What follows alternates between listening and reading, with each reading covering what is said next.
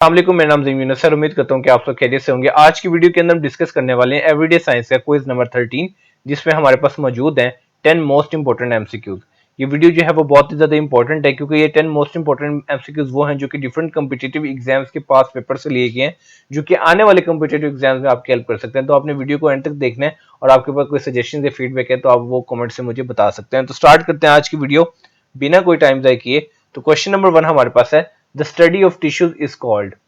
Tissues की study को क्या कहा जाता है? तो हमारे पास डिफरेंट ऑप्शंस हैं, जियोलॉजी, हिस्टोलॉजी, रेडियोलॉजी और टॉक्सिकोलॉजी। तो इसका आंसर हमारे पास है हिस्टोलॉजी। तो आपने याद रखना है कि हिस्टोलॉजी जो है वो स्टडी ऑफ टिश्यूज को कहा जाता है। नेक्स्ट क्वेश्चन हमारे पास है, the organ affected by malaria is. Malaria की वजह से कौन सा ऑर्गन जो है वो अफेक्ट होता है? तो हमारे पास डिफरेंट ऑप्शंस हैं, स्प्लीन, किडनी, लंग्स, हार्ट। तो इसका आंसर हमारे पास है स्प्लीन। तो मलेरिया से जो मेनली अफेक्ट होता है ऑर्गन, आपने याद रखना है, वो स्प्लीन है। नेक्स्ट क्वेश्चन हमारे पास है, the temperature of the body is controlled by. जो इंसानी जिस्म का टेम्परेचर है वो कौन चीज जो है वो क्या चीज है जो इसको कंट्रोल करती है? तो हमारे पास डिफरेंट ऑप्शंस हैं, मेडोला, प्रीसेंट्रल गायरस, डायंसेफ्लॉन या हाइपोथैलेमस। तो इसका आंसर हमारे पास है हाइपोथैलेमस। ये हाइपोथैलेमस जो है ये ब्रेन के अंदर होता है, और ये जो है बॉडी के टेम्परेचर को रेगुलेट करता है, उसको कंट्रोल करता है। तो हमेशा आपने याद रखना है, वेन एवर आपसे एग्जाम में ये पूछा जाए कि temperature of body is controlled by, तो आपके जहन में एक ही चीज ही आनी चाहिए, हाइपोथैलेमस।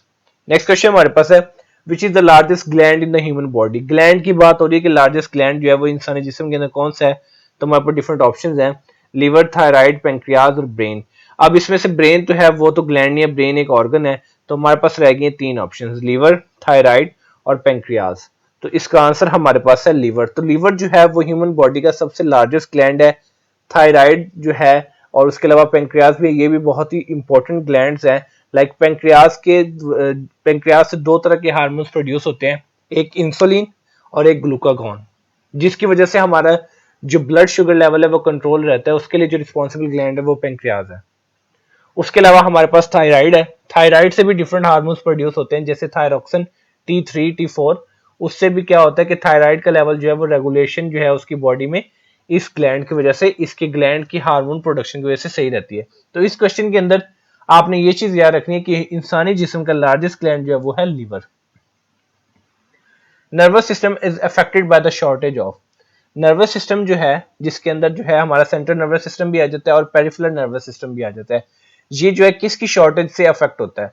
तो हमारे पास डिफरेंट ऑप्शंस हैं, सोडियम, कार्बन, सल्फर, ऑक्सीजन। तो इसका आंसर हमारे पास है सोडियम।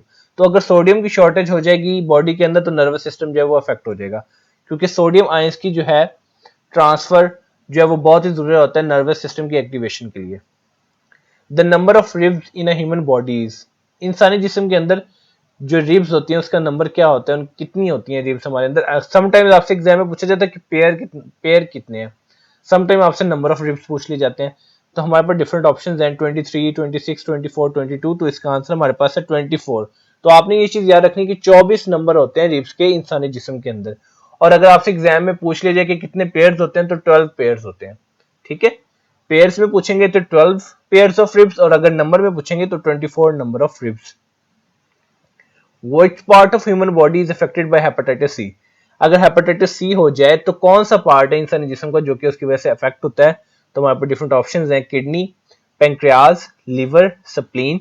तो इसका आंसर हमारे पास है लीवर। तो हेपेटाइटिस सी की वजह से लीवर जो है वो अफेक्ट होता है। एक और चीज आपको बताता चलूं कि जिसके आगे भी TIS आ जाएगा ना, उसका मतलब है कि उसकी इन्फ्लेमेशन होगी है।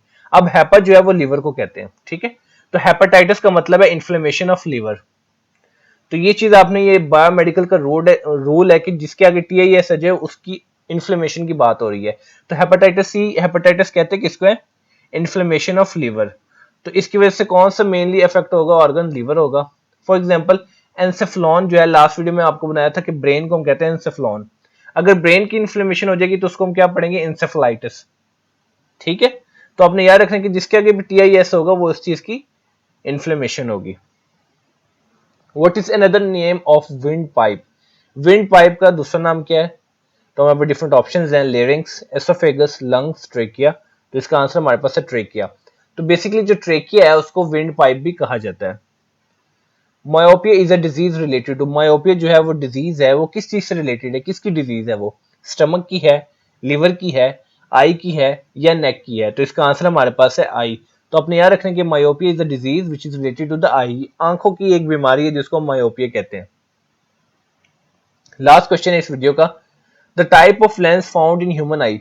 इंसानी आंख के अंदर जो लेंस की कौन सी टाइप पाई जाती है? तो हमारे पास डिफरेंट ऑप्शन है। ये बहुत ही इंपॉर्टेंट क्वेश्चन है, अक्सर एग्जाम में आया हुआ है, तो आपने भी इसको हमेशा याद रखना है कि कौन से टाइप ऑफ लेंस जो है वो हमारे इंसानी जिस्म के अंदर पाए जाते हैं। तो हमारे पास डिफरेंट ऑप्शन है, convex lens, curved lens, concave lens या ऑल ऑफ दीज। तो इसका आंसर हमारे पास है कन्वेक्स लेंस। तो आपने याद रखना है कि इंसानी आंख के अंदर जो लेंस की टाइप पाई जाती है वो होती है कन्वेक्स लेंस। ठीक है, ये आपने कभी नहीं भूलना। तो ये थी आज की वीडियो जिसके अंदर हमने 10 मोस्ट इंपोर्टेंट एमसीक्यूज को डिस्कस किया। अगर तो आपको वीडियो पसंद आई है तो करेंगे चैनल को सब्सक्राइब भी कर लें ताकि आपसे कोई भी मजीद यूजफुल इन्फॉर्मेटिव वीडियोस का नोटिफिकेशन जो है वो मिस ना हो। तो मिलते हैं इंशाल्लाह अपने नेक्स्ट वीडियो या क्विज में, तब तक अपना बहुत ज्यादा ख्याल रखिए। वस्सलाम।